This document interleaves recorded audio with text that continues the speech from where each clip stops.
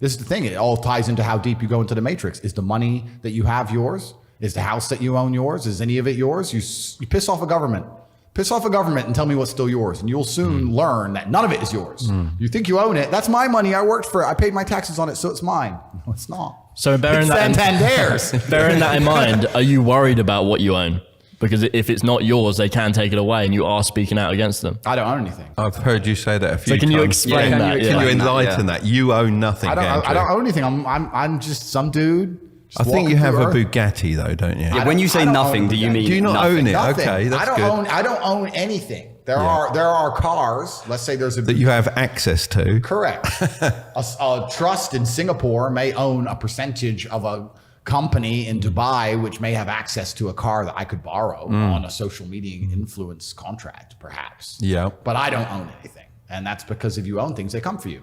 Elon Musk tweeted it the other day. Someone tweeted Elon saying, what is the countdown until they raid Elon Musk's home for releasing the truth about what the FBI is doing with the election interference? And his response was, I don't have a home. You get to a certain level of wealth where you're like, you know what? It's easier just to not have things. I don't have anything.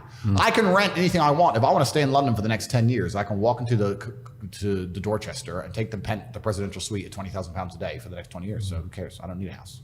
It's like you just get beyond that point with money.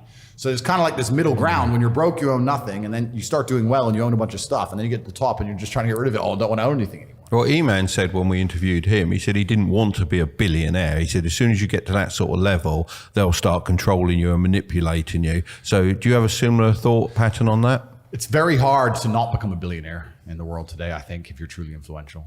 I'm already a billionaire if I had to have my net worth measured. That would have been one of my questions. You can answer, no, I'm a billionaire. Yeah. So net worth. What are you bringing into that? Are you bringing in your whole brand as a part of that value? Well, yeah, net worth is subjective, right? So Forbes contacted me to put me on the billionaire list, and they wanted to know everything I owned, and I told them I don't own anything, and they like, okay, well, they want to know my income, and I said, look, I'll declare to you, I'll show you maybe 20 million a month or something, and they said, okay, but the value, obviously, then you value the companies those things come from, right?